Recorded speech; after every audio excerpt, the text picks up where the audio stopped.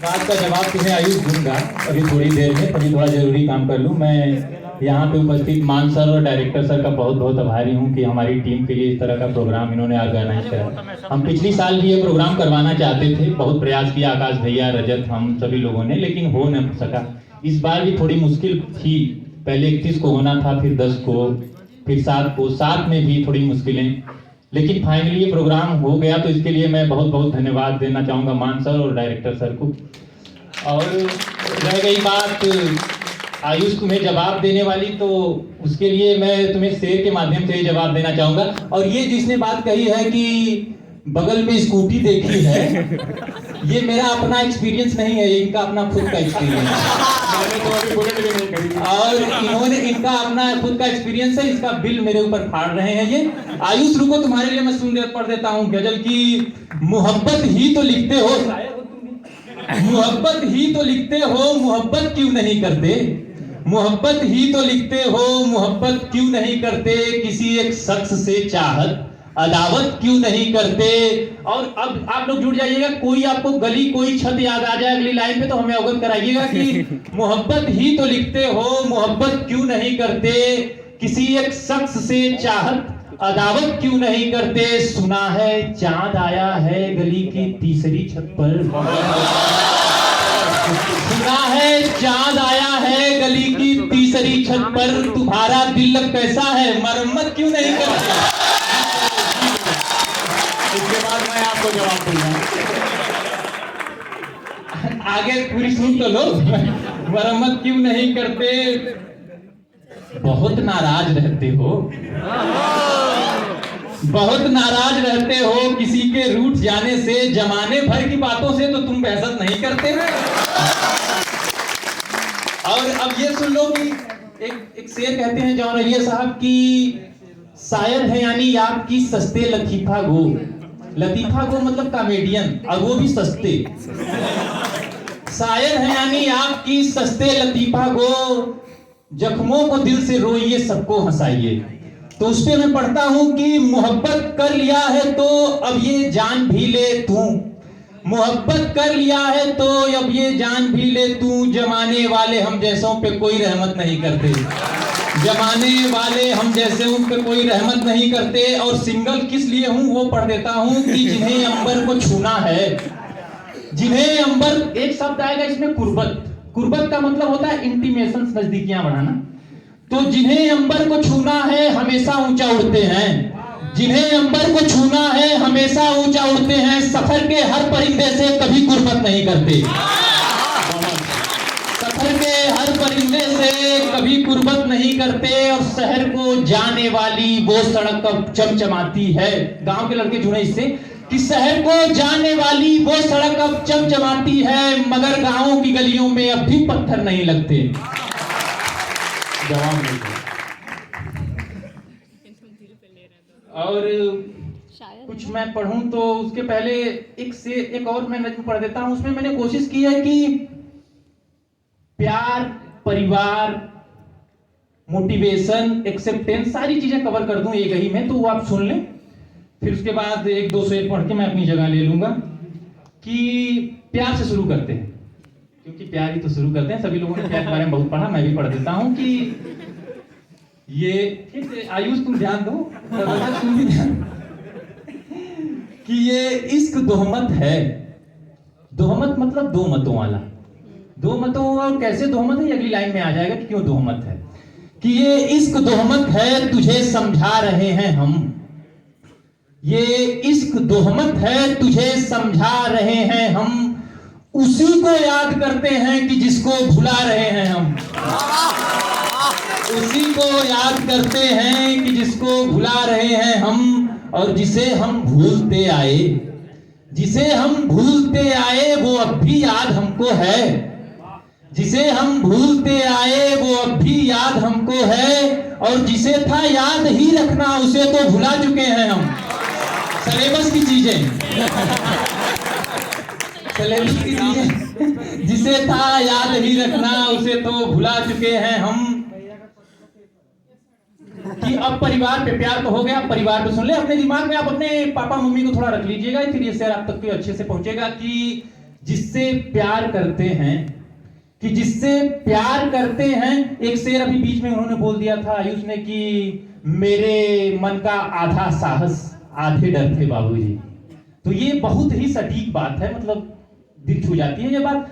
तो वो कहते हैं कि जिससे प्यार करते हैं उसी से बच के चलते हैं, कि जिससे प्यार करते हैं उसी से बच के चलते हैं, वगरना शहर में वो कौन जिसे पर्दा किए हैं हम, वगरना शहर में वो कौन जिसे पर्दा किए हैं हम। मोटिवेशन का शेर सुन लें कि सफर की धूप का मतलब है कि बादल भी आएगा, सफर की धूप का मतलब है कि बादल भी आएगा। ये तैयारी का मौसम है कि बादल बना रहे हैं हम, ये तैयारी का मौसम है कि बादल बना रहे हैं हम। और एक्सेप्टेंस का सूत्र में कि अब हम कई बार ऐसा करते हैं कि हम कोशिश करते हैं किसी चीज को भुला दें, और भुला पाना मुश्किल नहीं है, मुश्किल है, मतलब ये उपाय नहीं है किसी चीज से निजात पाने का। मुझे ये लगता है पर्सनली, मुझे लगता है कि अगर आप किसी चीज को एक्सेप्ट कर लें कि नहीं ये ठीक है मेरे जीवन का हिस्सा रहा, तो बात बन जाती है, पहले से मतलब अच्छी हो जाती है।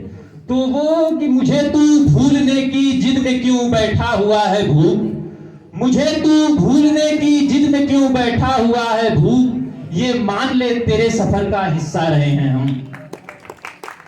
और एक विशाल बाग साहब का एक बहुत अच्छा शेर है, और उसके साथ और एक शेर पढ़ के मैं अपनी जगह ले लूंगा कि दानिशमंदों का मतलब होता है कि होशियार लोगों, बुद्धिमान लोगों।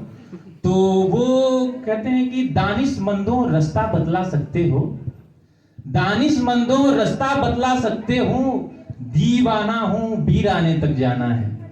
दानिशमंदों रास्ता बतला सकते हो, दीवाना हूं वीराने तक जाना है। और जन्नत वाले थोड़ा पहले उतरेंगे, जन्नत वाले थोड़ा पहले उतरेंगे, रिंदों को तो मैं खाने तक जाना है, रिंदों को तो मैं खाने तक जाना है। और एक पसीर भद्र साहब के एक शेर के साथ मैं आप लोगों से विदा ले लूंगा कि चरागों को आंखों में महफूज रखना, चरागों को आंखों में महफूज रखना, बड़ी दूर तक रात ही रात होगी।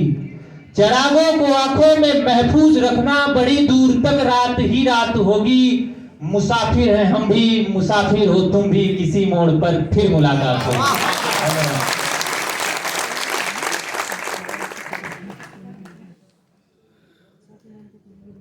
अभी ये कवि हमको कुछ बोल रहा था तो पीछे बैठकर जॉन एलिया साहब का एक शेर मेरे दिमाग में आ रहा था। रजत भैया आप भी इस पे मेरे साथ जुड़ सकते हैं कि कौन इस घर की देखभाल करे, कि कौन इस घर की देखभाल करे, रोज एक चीज टूट जाती है। इतना ही था, ताली तो बजा दो। और अब हम आज के अंतिम कवि की तरफ बढ़ते हैं, लेकिन एक बात कहना चाहूंगा कि जब मैंने इनको मैंने उर्दू विभाग में इनको पहली बार सुना था और इन्होंने काफी जोरदार प्रस्तुति दी थी, और उसी समय सर एक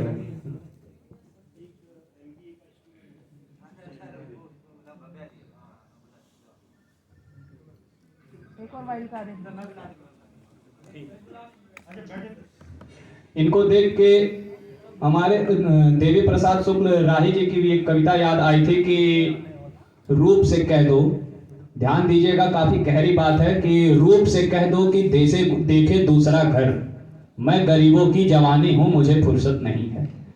और झोपड़ी मेरी बहन फुटपाथ है वीरन हमारा, कि झोपड़ी मेरी बहन फुटपाथ है वीरन हमारा, माँ करीबी कर्ज बापू दर्द है साजन हमारा, एक सौतन सी मुसीबत हाथ धो पीछे पड़ी है, खंडहरों से पूछ लेना कहाँ है छाजन हमारा। और होंगे वो जो रंग रेलियों में घर बसाएं, मैं दुखों की राजधानी हूं मुझे फुर्सत नहीं है, मैं दुखों की राजधानी हूं मुझे फुर्सत नहीं है। और इसी के साथ मैं बुलाना चाहूंगा रजत बैरागी जी को।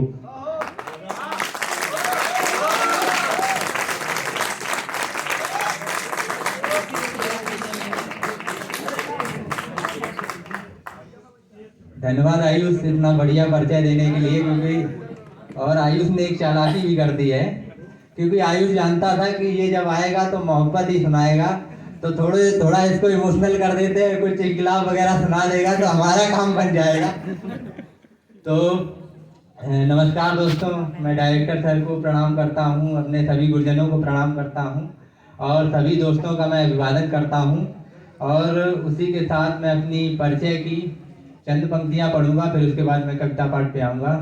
तो पहली पंक्ति मेरी परिचय की सुनिएगा कि मुसाफिर हूँ मैं अधूरी मंजिल का, मुसाफिर हूँ मैं अधूरी मंजिल का, मेरे कितने मुकाम बाकी हैं। जैसा कि आयुष ने कहा, अभी परिचय में बताया, इन्हीं हाथों ने जो कभी गांव में देखा होगा गेहूं कटते हुए या धान कटते हुए, तो यही वो हाथ है जो थ्रेसर में जाके उसको अंदर ढेलते थे और पीछे से अनाज निकलता था। तो उस पर लिखा है कि मुसाफिर हूँ मैं अधूरी मंजिल का, मेरे कितने मुकाम बाकी हैं, मैं जिन्हें भूल चुका हूँ वो आयाम बाकी हैं। मुसाफिर हूँ मैं अधूरी मंजिल का, मेरे कितने मुकाम बाकी हैं, मैं जिन्हें भूल चुका हूँ वो आयाम बाकी हैं। परवाह नहीं मुझे मंजिल की, कि परवाह नहीं मुझे मंजिल की, कोशिश करता रहूंगा जब तक मुझ में जान बाकी है।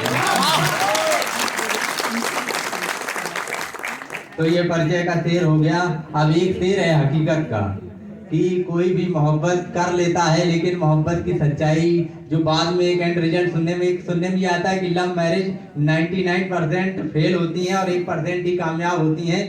उसका क्या रीजन है वो इसमें पता चलेगा। इंजीनियरिंग वाले साथ जुड़े, क्योंकि उनके लिए इसे पूरी एक मुक्तक लिखा हुआ है कि मोहब्बत में बेरुखी से बड़ा कोई इल्जाम नहीं होता, कि मोहब्बत में बेरुखी से बड़ा कोई इल्जाम नहीं होता, मोहब्बत जब होती है तो उससे बड़ा काम नहीं होता। कि मोहब्बत में बेरुखी से बड़ा कोई इल्जाम नहीं होता, मोहब्बत जब होती है तो उससे बड़ा काम नहीं होता। निठल्लेपन की ही आशिकी तस्वीर बिगाड़ गई वरना, कि निठल्लेपन की आशिकी ही तस्वीर बिगाड़ गई वरना, जिम्मेदारी से करते तो कोई आशिक नाकाम नहीं होता।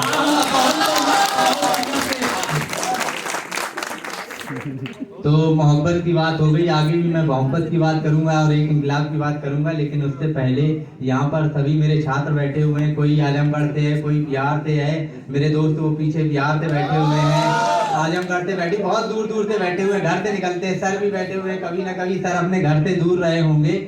जब पहली बार कोई घर से दूर जाता है या फिर कभी भी जाता है, जब घर पे जाता है तो आता जाता है, तो जब जाएगा तो एकदम अलग सी एक्साइटमेंट रहेगी, और जब वापस आएगा तो थोड़ा दुख होगा कि किसको छोड़ के जा रहे हैं।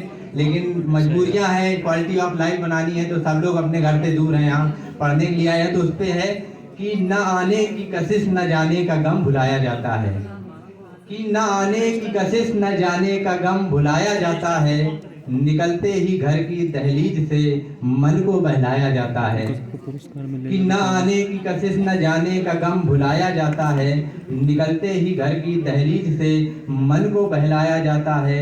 मीलों मील दूर रहो या देश विदेश की सरहद नापो तुम, कि मीलों मील दूर रहो या देश विदेश की सरहद नापो तुम, दूरियां कितनी भी हों पर कभी न सर से माँ का साया जाता है। माँ हमेशा याद आएगी, 3 बार फोन करेगी कि बेटा खाना सुबह क्या खाया था, दोपहर में क्या खाया था, शाम को क्या खाया था। तो उसी पे है कि दूरियां कितनी भी हों पर कभी न सरते माँ का साया जाता है। अब थोड़ा सीरियस हो गए सारे लोग, घर की याद आने लग गई, तो अब उससे निकालते हुए मैं आपको सुनाना चाहूँगा कि आँखों में अमृत सा आकाश भरा, कि आँखों में अमृत सा आकाश भरा, दीद से उसकी नाचे वन वृक्ष धरा। दीद होता है दीदार। आँखों में अमृत का आकाश भरा, दीद से उसकी नाचे वन वृक्ष धरा, वो कहती है सबसे अलग हो तुम, कि आँखों में अमृत का आकाश भरा। पीछे वाले से जोरदार अपना जो भी है दिखाएं, कि आँखों में अमृत का आकाश भरा। पीछे वाले ही जोरदार तालियां देते, आगे वाले तो आराम से बैठे रहते हैं। और उधर के लोग भी थोड़ा जुड़े, क्योंकि उनको मैं देख रहा हूँ लगता है फर्स्ट ईयर से हैं। एक शेर याद आ रहा है इसी पे कि नए दीवानों को देखें तो खुशी होती है, नए दीवानों को देखें तो खुशी होती है, हम भी ऐसे ही थे जब आए थे वीराने में। तो धीरे धीरे खुल जाएंगे, अभी खुल जाइए थोड़ा सा। और ये शायरी की महफिल है कि सुनिएगा कि आंखों में अमृत का आकाश भरा, दीद से उसकी नाचे वन वृक्ष धरा, वो कहती है सबसे अलग हो तुम, कि आंखों में अमृत का आकाश भरा, दीद से उसकी नाचे वन वृक्ष धरा, वो कहती है सबसे अलग हो तुम। मैं कहता हूँ खुद को देख जरा।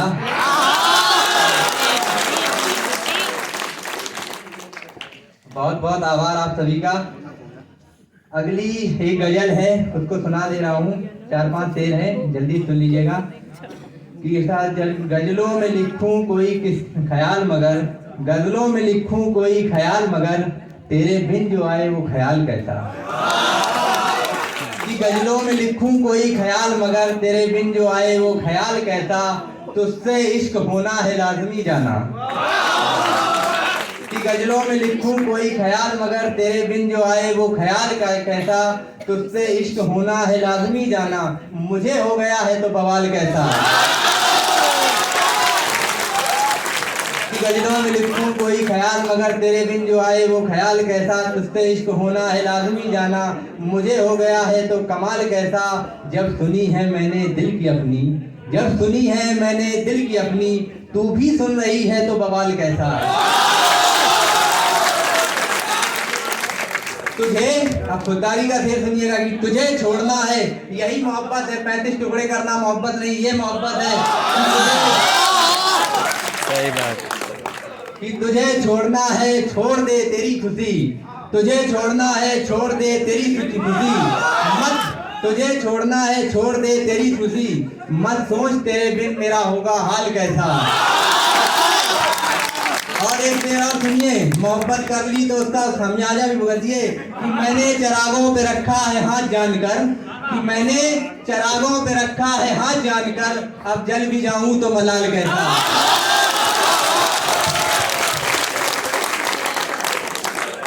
तो शैलजाकांत शुक्ला जी ने उत्तर प्रदेश का वर्णन किया, काफी कुछ बताया, बुलडोजर बाबा बताया और भी भोपाल बताया।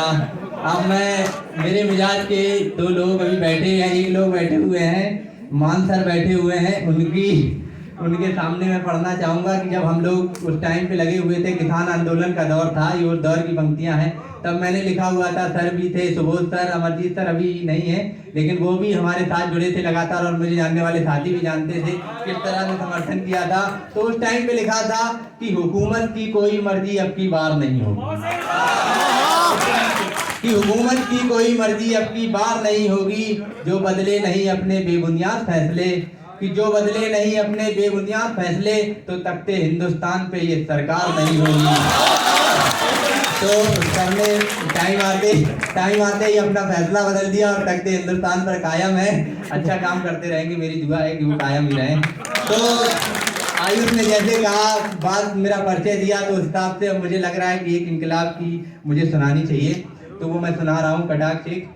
कि निष्ठा व ईमानदारी एक और पड़े मुरझा रहे हैं, निष्ठा व ईमानदारी एक और पड़े मुरझा रहे हैं, दौलत के परचम ही राजनीति में लहरा रहे हैं। कि निष्ठा व ईमानदारी एक और पड़े मुरझा रहे हैं। देखिए, आप फॉर्च्यूनर निकलती तो आदमी कहता बहुत बड़ा नेता है, लेकिन एक आदमी जो सादा दिल है, जो देश को बदल सकता है, उसके बारे में कोई नहीं कहेगा पैदल चलने के बारे में कि ये बहुत बड़ा नेता है। कि निष्ठा व ईमानदारी एक और पड़े मुरझा रहे हैं, दौलत के परचम ही राजनीति में लहरा रहे हैं। पूछा था एक सवाल मैंने लेकर के रोजगार का, हुजूर बड़ी शालीनता से धर्म का पाठ पढ़ा रहे हैं। और सुनिएगा कि जगत गुरु बनने की राह में हमको तो चलना था, जगत गुरु बनने की राह में हमको तो चलना था, बेरोजगारी व दंगे ये किस ओर बढ़ते जा रहे हैं। छीनकर सूखा निवाला किसी गरीब के हक का, छीनकर सूखा निवाला, यहाँ हर आदमी जो अमीर है वो अमीर होता चला जा रहा है, जो गरीब है वो गरीब होता चला रहा है। उस पे लिखा है सूखा निवाला किसी गरीब के हक का, 176 व्यंजन इस शख्स को खिला रहे हैं। बहुत बढ़िया, बहुत बढ़िया। ये तो न थी हमारी मंजिल, न थे हमारे उसूल, ये तो न थी हमारी मंजिल, न थे हमारे उसूल, ये किस डगर पर हम अपने देश को बढ़ा रहे हैं। तो मैं एक बार सबको देख लेता हूँ, अगर उनकी इजाजत होगी तो मैं आगे पढ़ूंगा, शायद समय की कुछ सीमा भी है। एक बार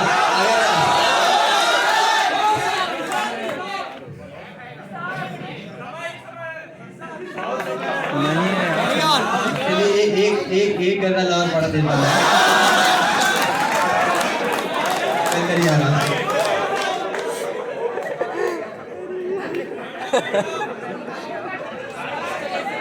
ठीक है, चलिए मैं पढ़ देता हूँ। कि मोहब्बत पे अब उतर आते हैं, बहुत इनकलाब सब कुछ सुन लिया। कि उसकी बात बदलनी नहीं आई, कि उसकी बात बदलनी नहीं आई, मुझे मोहब्बत करनी नहीं आई। इश्क में जब नाकाम हो जाते हैं तो ऐसा ही कुछ लिखते हैं कि उसकी बात बदलनी नहीं आई, मुझे मोहब्बत करनी नहीं आई, कयामत था वो मासूम सा लहजा। कि उसकी बात बदलनी नहीं आई, मुझे मोहब्बत करनी नहीं आई, कयामत था वो मासूम सा लहजा, हमको इस सूरत पर रखनी नहीं आई। अब दाद तो अब मिलेगी आखिरी शेर में कि कयामत था वो मासूम सा लहजा, हमको इस सूरत पर रखनी नहीं आई, बिछड़ते वक्त उसने कहा था खुश रहना, कि बिछड़ते वक्त उसने कहा था खुश रहना, इतनी सी बात हमें आज तक समझनी नहीं आई। कि कोई छोड़कर जा रहा है वो कैसे कह सकता है खुश रहना। अब एक सुनिएगा कि अल्हड़ मस्त नैन कुछ स्वप्न सुहाने थे, ये मैंने एक तरन्नुम में लिखी थी लेकिन मेरा गला इतना अच्छा नहीं है इसलिए मैं ऐसे ही सुना दे रहा हूँ कि अल्हड़ मस्त नैन कुछ स्वप्न सुहाने थे, कुछ वो मस्ताने थे, कुछ हम दीवाने थे। कि अल्हड़ मस्त नैन कुछ स्वप्न सुहाने थे, कुछ वो मस्ताने थे, कुछ हम दीवाने थे, एक तो सारी दुनिया उनको देनी थी।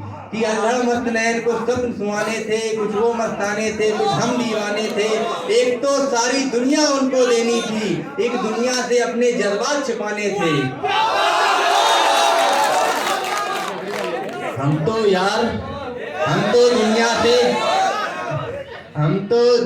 से यार इतर ही चलते थे, इतर मतलब अलग।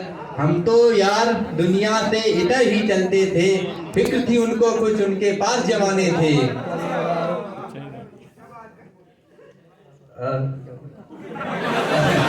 चलिए एक आखिरी गजल है, बस वही पढ़ के मैं खत्म कर रहा हूँ, 2 मिनट से कम भी समय लूंगा। कि जिंदगी तन्हाई में ही बितानी है मुझे, कि जिंदगी तन्हाई अकेलापन ही है जो आपके साथ चलता है, और मुसाफिर मिलते जाते हैं, गुजरते जाते हैं रास्ते से, लेकिन आप वो हैं, आप अकेले, अकेलापन एक आपका मित्र है जो आपके साथ चलेगा। ऐसे ही कि वो एक गाना भी है कि जिंदगी महबूबा है एक पल में गुजर जाएगी, मौत मेरे साथ चली। चलिए सुनिएगा कि जिंदगी तन्हाई में ही बितानी है मुझे, जिंदगी तन्हाई में ही बितानी है मुझे, मुलाकात में भी तेरी याद सतानी है मुझे। क्यों किसी से, ये शेर सुनिएगा, एक्सपेक्टेशन का शेर है। क्यों किसी से कोई उम्मीद करूं मैं, कि जिंदगी तन्हाई में ही बितानी है मुझे, मुलाकात में भी तेरी याद सतानी है मुझे। क्यों किसी से कोई उम्मीद करूं मैं, हर उम्मीद की जब कीमत चुकानी है मुझे। बहुत बहुत आभार, धन्यवाद। मैं बता रहा हूँ, साथ हो जाइए आप लोग। आप कभी बहुत सारे कभी सम्मेलन होने हैं, आपकी इच्छाओं में खलल के लिए मैं माफी चाहता हूँ। मैं एक निदा फाजली के शेर साहब थे, इनके भाई साहब को आवाज देना चाहूंगा। मैं बीए से आए हुए हैं भैया, नाम नहीं पता है, मैं माफी चाहता हूँ इसलिए। कुछ तबीयत ही मिली थी ऐसी, कुछ तबीयत ही मिली थी ऐसी कि चैन से जीने की सूरत ना हुई, जिसको चाहा उसे अपना न सके, और जो मिला उससे मोहब्बत ना हुई।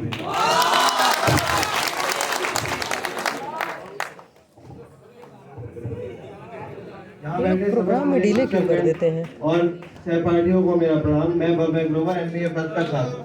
मुझे इस कवि सम्मेलन के बारे में पता तो चल गया था, पर मैं कविता लिखने में लेट हो गया। मैं यहीं बैठकर लिखी है, और मुस्कान मेरी जो सहपाठी है उन्होंने कविता बोली, याद है मुझे, मैं उसी को कंप्लीट कर रहा हूँ। 2 ही लाइनें लिख पाया और मैं फिर बाकी सुनने में व्यस्त हो गया, तो आगे लिख नहीं पाया।